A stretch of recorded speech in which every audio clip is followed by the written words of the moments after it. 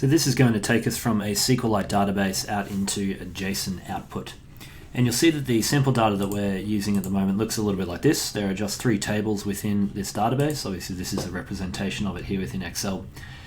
The first table here is called Tracker, and it tracks 25 different stocks across 3 different countries. We've got a code here, we've got a name of it, and we've got some price change, the change percentage, the price to earnings, 52-week lows, highs, the currency, and the industry in which each one of these companies is formed. Now, the data that you're using itself doesn't really matter, just as long as you've got something. So whatever you happen to be using, as long as it is a SQLite database and looks sort of akin to this with an ID here and some other features of data. You'll see as well that I've also got some historical data. So this is choosing one of the stocks, in this case Microsoft, and it's looking at some historical data dating back a whole series of different days, and then Australian company CSL as well. Now, if you want to use this exact data, and bear in mind that it will be dated, given that stocks obviously move on day to day, you can access it by going to github.com /stock-tracker. Should take you to a page that looks a little bit like this. You can click on the file itself, stocksdb.db, and while you won't be able to view the data here, you should be able to click on download, and it will go and download it for you.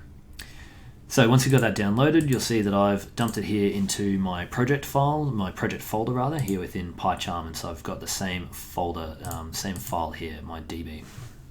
Let's look at our initial data that we can get out of this. So I'm going to right click on the parent folder and go new Python file, and I'm just going to call this one query. And we're just going to do some basics here. So I'm going to import SQLite 3, and I won't worry too much about importing Json just yet. I'm going to create a connection called Connie, and it's going to be a SQLite 3, and we're going to create this to db locale. And the way that we're going to set this up is we're going to establish stocksdb.db. Now obviously if you're using a different database file, that's fine, just make sure that this is set to be correct. So we have a variable here called db locale, and we're always just going to use this from here on out. The benefit of doing this, of course, is that if ever you want to change what database file you're going to, you can change it in one place, and if you're doing multiple connections, it flows down through the entirety of your project.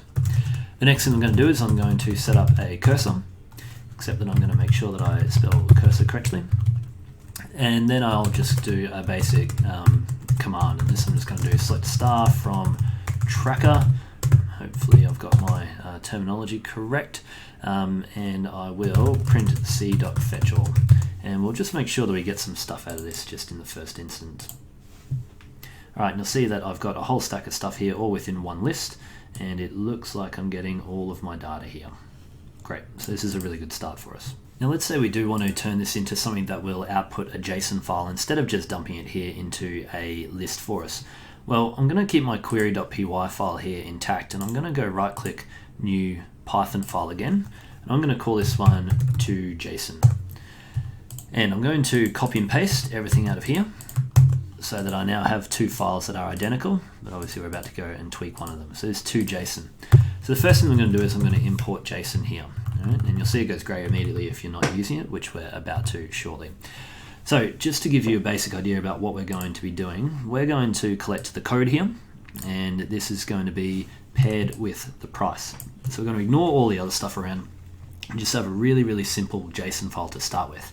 Now, the way that this will work is that every JSON file is made up of a set of key and value pairs. Obviously, the key is going to be the code, the value is going to be the price. So AGL will equal 17.23, Goog will equal 1515.55, which is surprisingly difficult to say. When you get further down, Rio is going to equal 102.92, right, based on the data that we're going to pull.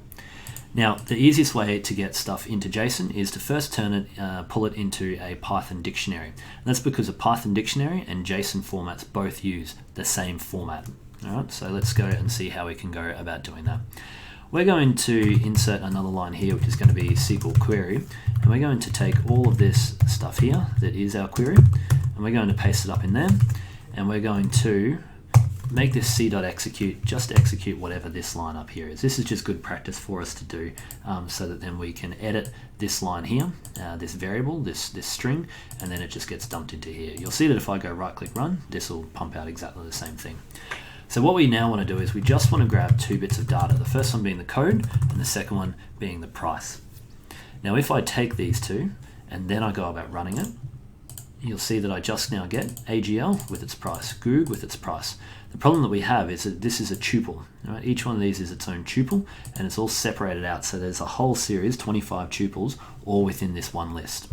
In this case, we're going to need to do a little bit of massaging to get this right. So I'm going to get rid of this print line here because we don't really need that. I'm going to create a variable called price tup, and I'm going to make this c.fetchAll, fetch all. And just for debugging, I'm going to print this. So now if I run this again, you'll see that I get the same stuff. Well, now what I want to do is I want to convert this tuple into a dictionary, and then I'll probably print it for debugging purposes. So really handy for us is that we can say, well, I want to create a stock dictionary, and we can use this built-in Python function called dict, and we can give it this value here, price. Now what dict looks for is two different, one value and one key. So it's going to know implicitly when it opens up this tuple and it finds, hey, there's a code and then there's a value here. It's going to know that the first one, whatever it is going to be the key, and the second one, whatever it is going to be the value. So let's just see what this looks like now when I say print stock dict. And we'll run this again. You'll see now that I get 2 lines of code here that include the same data but are actually quite different. First one here is within a list, and we know that because it's got the square brackets, and each one of these is a tuple. Outside that, in this second line, you'll see that we now have a dictionary that is these 2 bits. So AGL's price is this, Google's price is this. So this is pretty much as far as we need to go. All we now need to tell Python to do is now to say, hey, this is what our variable is. Now let's turn it into a JSON format. Now quite handily again, we've got a built-in function called dumps here, and we can just say we just want to dump Python's stock dict, and we want to print our stock JSON. So we now have our price tuple, stock dict, which is a dictionary, and then we're going to have our stock JSON. Now when we go right click run, you'll hopefully see that this is again the same data but with a subtle difference, that being that it's using the standard JSON double quotations. Right, so that's as difficult as it is for us to now go about passing or sending out some JSON data here.